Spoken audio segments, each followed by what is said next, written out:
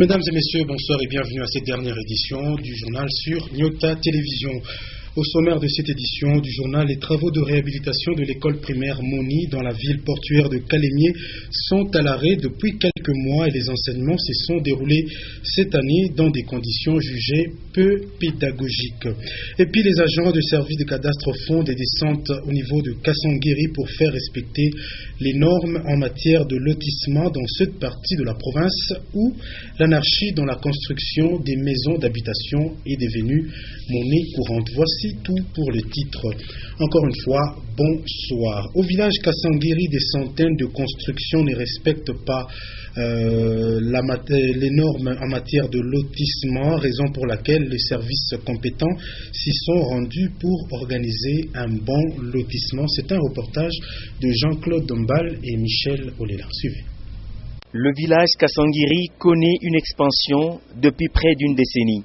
Jadis, on pouvait compter plusieurs maisons ou autres infrastructures couvertes de paille. Mais à présent, il n'en est plus le cas. Tout le monde cherche à couvrir sa maison de tôle, même si cette dernière est bâtie en briques adobe. Cette contrée attire du monde depuis l'asphaltage de la route Kassenga. Ainsi donc, chaque jour qui passe, de grandes maisons en matériaux durables poussent. Certaines sont érigées sans respect des normes de construction.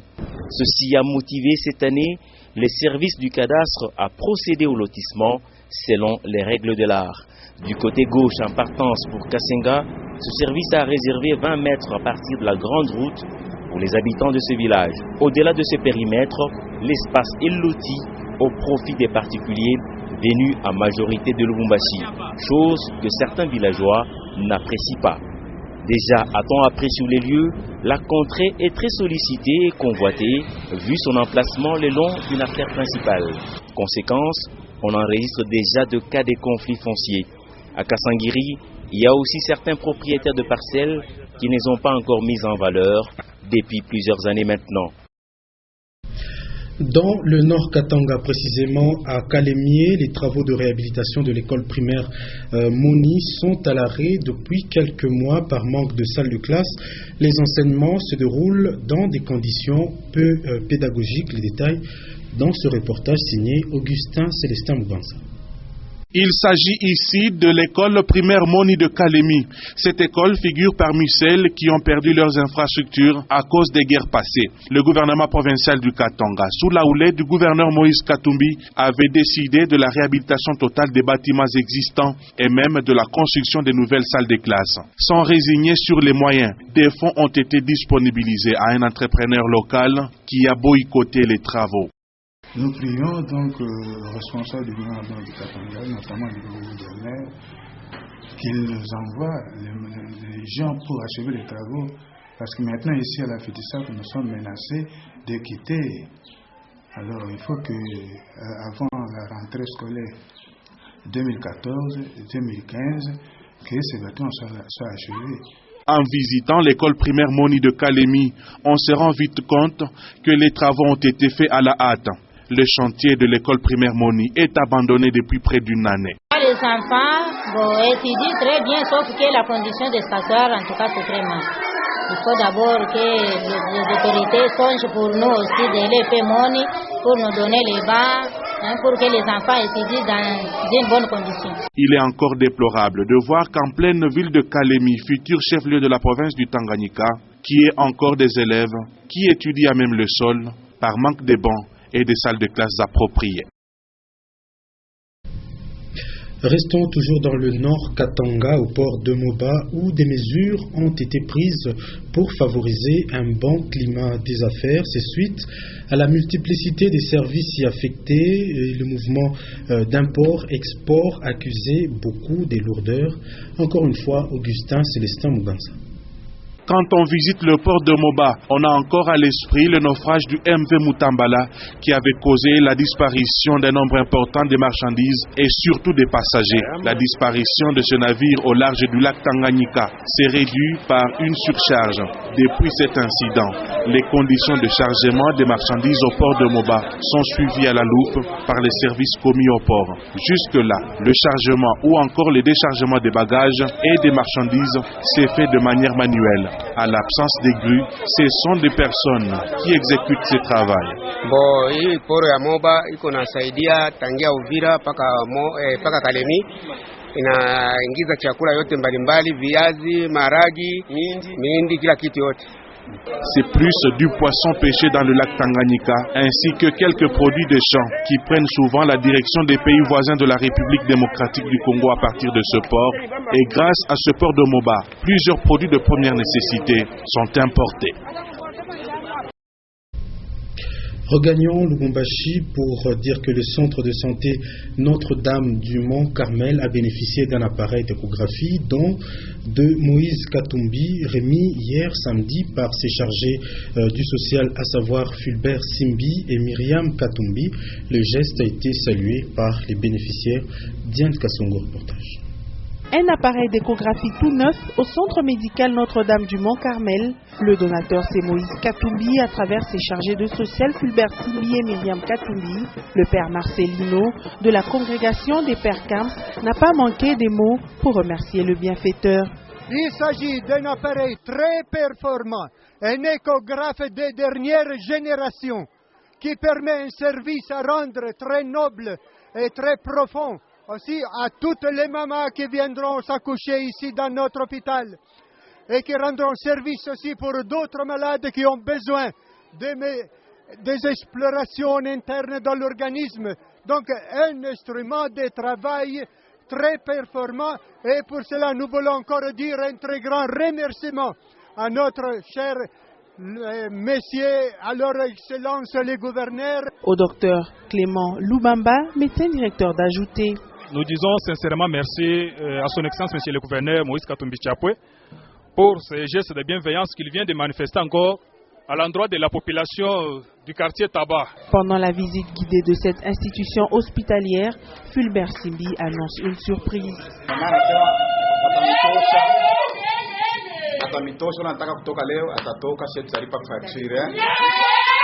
Le centre de santé Notre-Dame du Mont-Carmel est situé sur la route Kansimba au quartier Tabakongo, dans la commune de Kampemba. Tout à fait autre chose dans cette édition du journal. Les femmes des médias ont visité ce dimanche 14 juin la ferme Benjin, c'est sur la route Kasenga. Cette visite s'inscrit dans les cadres des activités de cette association féminine du Katanga qui s'appelle AFEMEC. Sylvie Moussaou, Michel Olela. Il a fallu 1h30 aux femmes de la FEMEC pour atteindre la ferme agro-pastorale Benji. Arrivées dans la concession, tout commence par la visite des salles Baoba et Buffalo, puis les bananeraies et ananeraies. Ensuite, la découverte des maisons en paille, dites les chalets. Dans cette ferme, les femmes des médias se sont émerveillées par le cycle de production des poulets. De la couveuse, l'éleveuse, à la poussinière, jusqu'au grand hangar des Pontes 2. C'est le médecin vétérinaire, le docteur Bassilois, qui a servi des guides. L'œuf extra frais, c'est l'œuf pondu environ 3 jours. L'œuf frais, c'est 7 jours. Donc on peut le garder à la température ambiante, pas trop chaud. Oui. Mais si vous voulez garder l'œuf plus longtemps, alors dès la récolte, vous devez le mettre en chambre froide positive à plus 5 degrés jusqu'à la remise. La ferme a une capacité de produire plus de 3000 œufs le mois. C'est à la fin de la visite que les femmes des médias du Katanga se sont entretenues avec le propriétaire de la ferme, le général John Numbi. Joyeux d'accueillir les femmes de médias dans sa ferme privée, le général John Numbi a fait la promesse d'accompagner les membres de la FEMEC dans leurs activités. Il a par la même occasion cédé un lopin de terre pour la construction d'un village à FEMEC. Suivez. Exprimer ma joie parce que vous savez, vous pouvez avoir tous les soutiens du monde, mais si vous avez le soutien des femmes, vous avez le soutien des dames, des mamans, ça dépasse tout. La raison de la nature. Alors, moi je ne pense pas que c'est votre dernière fois de venir.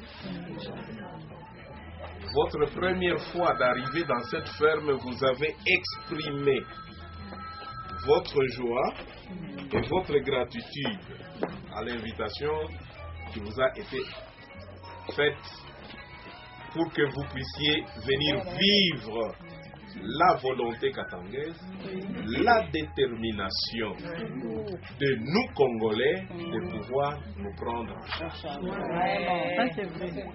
Je connais votre force. Vous n'éduquez pas seulement dans le média, mais continuellement à la maison. Vraiment. Pour les femmes du média,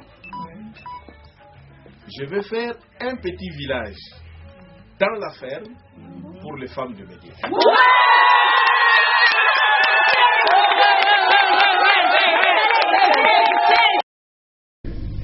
Et au terme de la visite de cette ferme, les membres de la FEMEC ont apprécié l'investissement et les cycles de production de poulets et d'œufs et même de certaines constructions dans cette concession privée appartenant au général John Numbi. Leurs propos ont été recueillis par Sylvie Moussaou et Michel Olela. Suivez.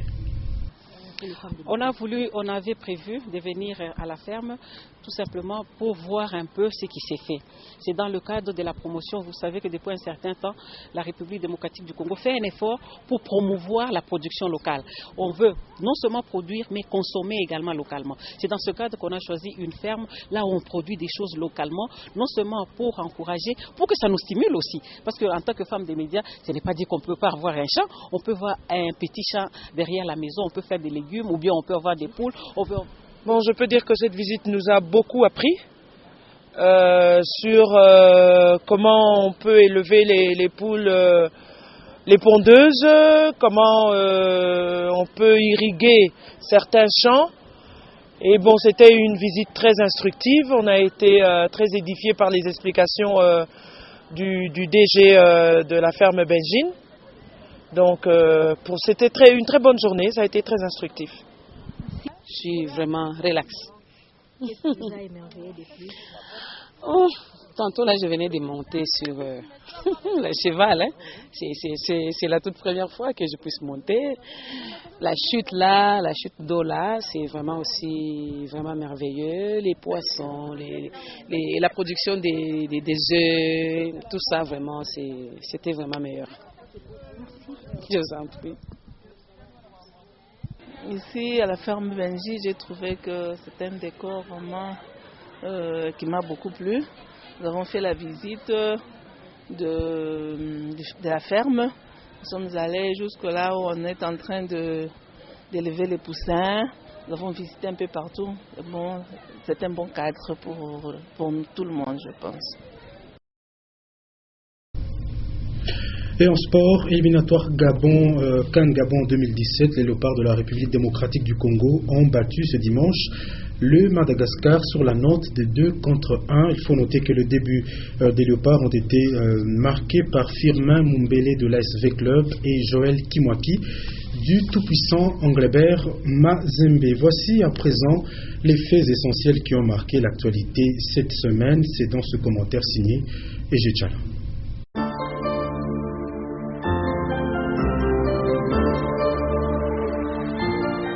Bienvenue Madame et Messieurs à ce résumé de l'actualité ayant marqué la semaine allant du 8 au 13 juin 2015.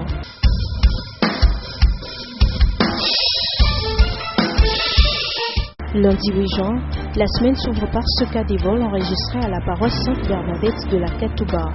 Les cybercafés de cette paroisse a été dévalisé par les bandits de tous ses équipements informatiques.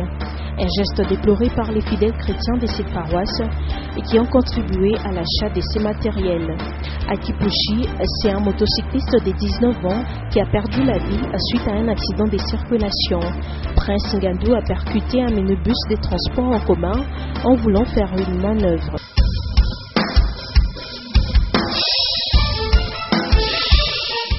Mardi 9 juin, l'Henritien s'est arrêté du maire interdisant l'organisation des kermesses à travers la ville de Lubumbashi. Les raisons avancées par les autorités sont d'ordre sécuritaire. Mais sur les terrains, les espaces sont aménagés pour abriter très prochainement les kermesses.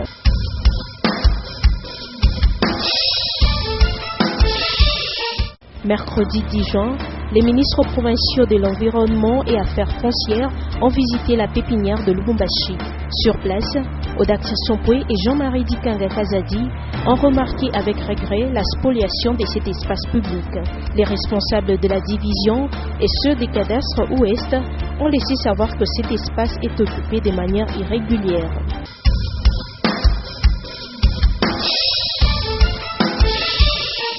Jeudi 11 juin, au Sénat, le ministre national de la fonction publique, Jean-Claude Kibala, répondait à la question orale relative à la nomination abusive dans la fonction publique. Pendant ce temps, à l'Assemblée nationale, Olivier Kamitatou exposait sur les nombres exacts de la population en RDC et comment faire face à certains problèmes afin de réduire la pauvreté. En santé, un nouveau vaccin pour lutter contre les poliovirus sauvages. Il s'agit d'un vaccin anti-poliomyélite injectable. Celui-ci est efficace et sera administré aux enfants dont l'âge varie entre 14 semaines et 59 mois. Une précision donnée par les coordonnateurs du programme élargi de vaccination.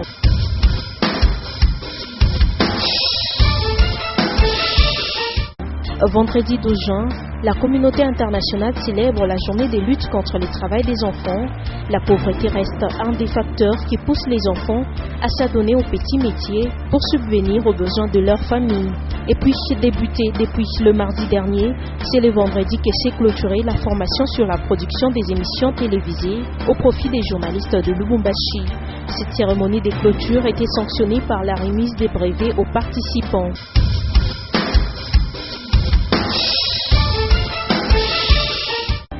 Samedi 13 juin, les vice-premiers ministres et ministres de l'Intérieur à l'Assemblée nationale, Évariste Bouchab, est allé répondre aux préoccupations des députés par rapport au projet de loi portant répartition des sièges par circonscription électorale.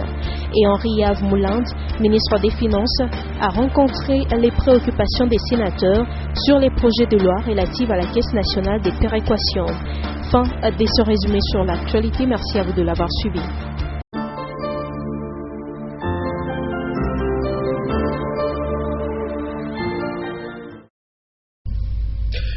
Et c'est par ici que nous refermons cette édition du journal. Merci de l'avoir suivi. Au revoir.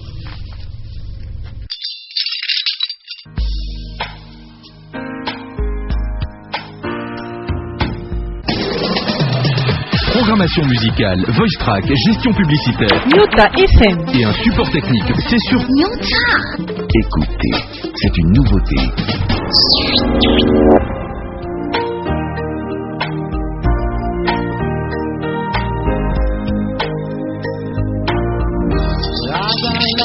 Couldn't find my way, and I guess there's nothing more to say.